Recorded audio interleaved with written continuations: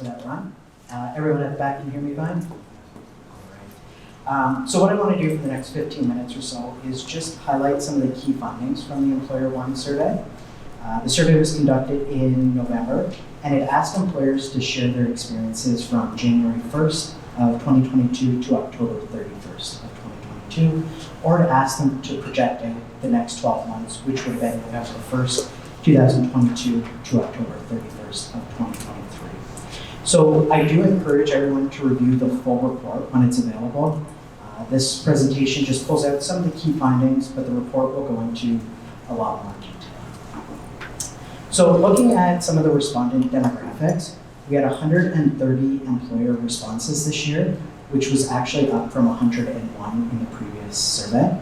So with the impacts of the pandemic lessening, we do hope to continue to see this upward trend of participation and get back to those 2018 to 2020 levels. The 130 businesses that participated represented 11,221 employees in the community.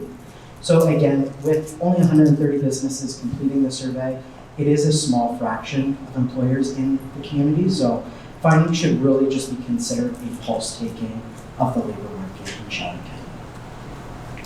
So continuing with respondent demographics, we received good geographic and sector representation in this year's survey.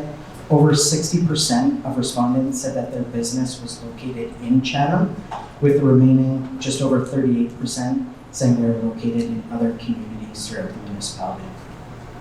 When it comes to sector responses, we only saw 4 sector decreases, but 11 sector increases in the total number of responses when compared to the previous year's survey. So some of the key sectors where we saw uptake in completion included manufacturing, which was up 8, construction, which was up 8, and then retail trade, which was up 5. So looking at the number of employees for each business, we continue to see the diverse representation in the survey. So we saw 37 smaller size businesses, so those that would have had employees of 1 to 9. And then we also saw 21 businesses that had over 100 employees. So really good representation there. When we look at age, so according to employers, most of their workforce was aged between 40 to 54 years of age, with 34.1%, with the next largest group being 25 to 39 years of age at 33%. So we often hear a lot about Chatham-Kent's aging population or aging workforce, and the findings from the survey do illustrate this as well. Findings showed that almost 20% of employees, or 1 in 5 employees represented in the survey, were 55 years of age or older, and that was an increase of almost 3% from the previous year's survey. So these couple slides, as we're about to dive into more specific findings, really just allow us to understand that we saw or we heard from a diverse range of employers in the survey. So first, looking at recruitment, of the 11,221 employees that were represented in the survey, over 75% were hired from within Chatham-Kent, 20% were hired from another community in Canada, and then almost 3% were hired from outside of the country. When it comes to where employers are recruiting, we again see quite a range. No surprise, the majority of employers, almost 94%, are recruiting within the community, but we also see 40% recruiting provincially, 11% nationally, and 7% internationally. So I think these 2 points can really highlight that employers are hiring and recruiting locally, but they're not afraid to look outside of the community to meet their talent needs. When we look at the top 5 recruitment methods that employers are using, really no shock that 4 of the top 5 methods involve digital forms of communication. But the second recruitment method there, word of mouth, personal contacts, referrals, and informal networks, almost at 70%, continues to play a major role in recruitment for employers. So when we look at recent hires, 86.5% of employers said that they hired in the first 10 months of 2022. General labor was the most hired for position, with 48 employers hiring for those types of roles. 12 employers indicated that they hired over 50 employees in the previous 10 months, and 38 employers said that they hired recent post-secondary graduates, which again can perhaps help with retaining young talent in the community. So switching over to planned hires, so what employers were planning to do from November 1st of 2022 to October 31st of 2023, we see that almost 73% are planning to hire in that time period. The largest number of anticipated hires is expected to be in general labor, followed by skilled labor, and then administrative. 4 employers in the survey indicated that they plan to hire over 50 employees in the next 12 months, and filling vacancies and replacements was the main reason employers were anticipating to hire. They also mentioned meeting expansion needs as another reason, or another main reason they were planning to hire. So looking at hard to fill positions, over 60% of businesses had a hard time filling positions from January 1st to October 31st. This number is actually down 10% from the previous year's survey, but it's still well above the 47%, which we heard employers mention as an average, from 2016 to 2020. So we are continuing to hear employers share that they are having a hard time filling positions. The top 3 hard to fill positions were general labor, financial and administrative, and then healthcare roles. And those were mainly around personal support work and nursing.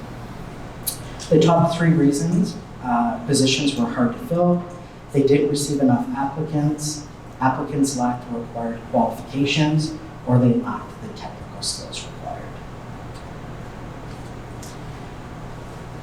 So moving on to skills, almost a quarter of employers felt that they have entry-level employees that lack essential or foundational skills for the job.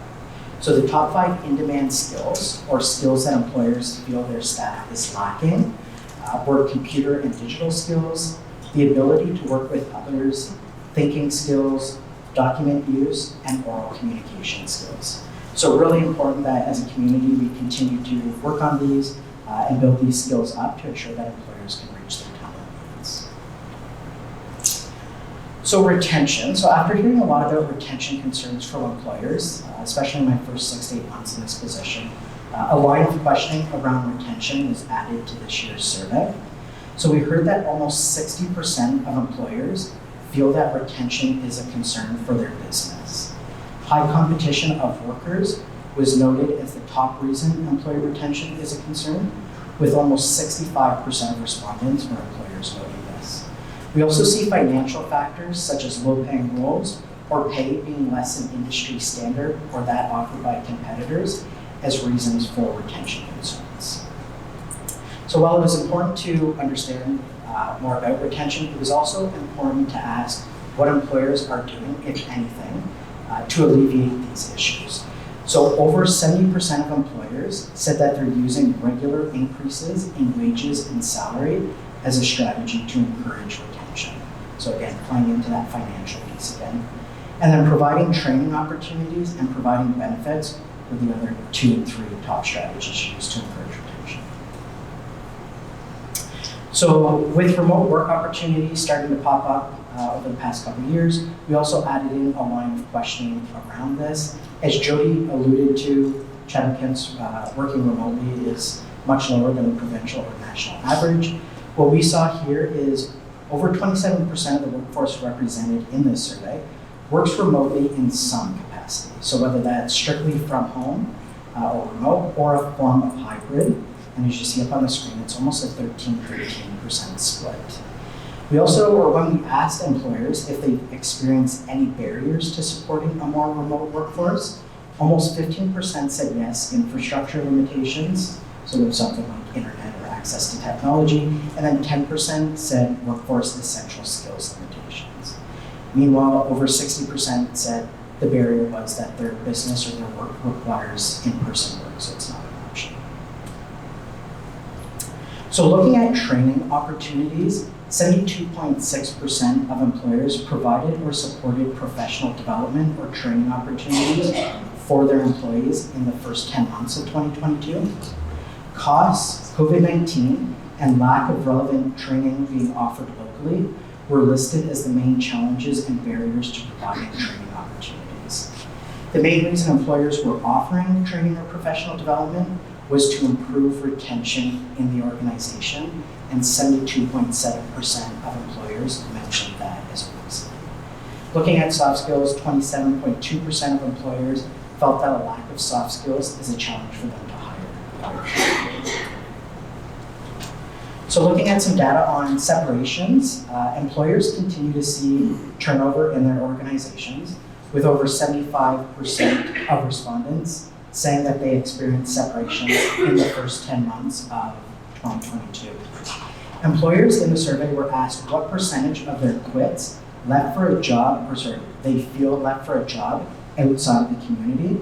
And responses really indicated that many employers feel that people are leaving their businesses for other opportunities still in the community.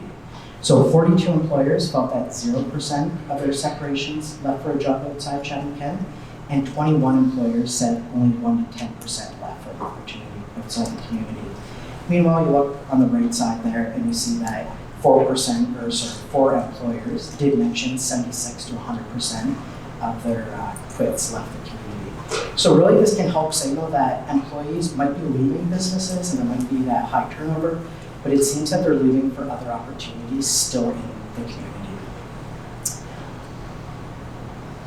So moving on to apprenticeship, we know that apprenticeship can really help employers recruit and develop talent in their organizations.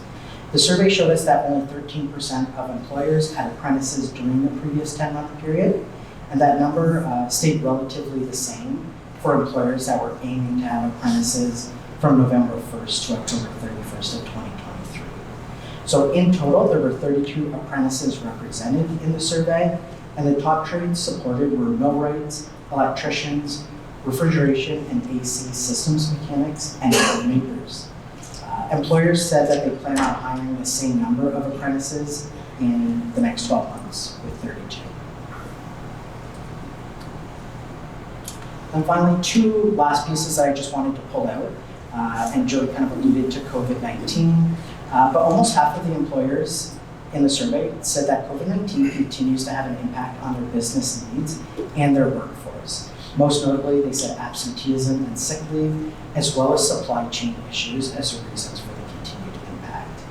And then looking at experiential learning, in comparison to the previous year's survey, employers this year indicated much higher levels of interest in learning about unpaid co-op and internships and paid internships, especially for job seekers, university students, and college students. So definitely something to look at with the right partners in the community. So that is what I have. Again, as I mentioned at the beginning, I do encourage everyone to view the full report when it's available.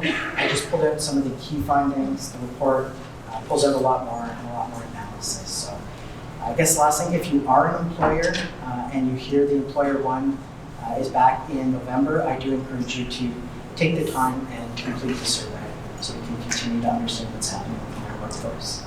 So thank you.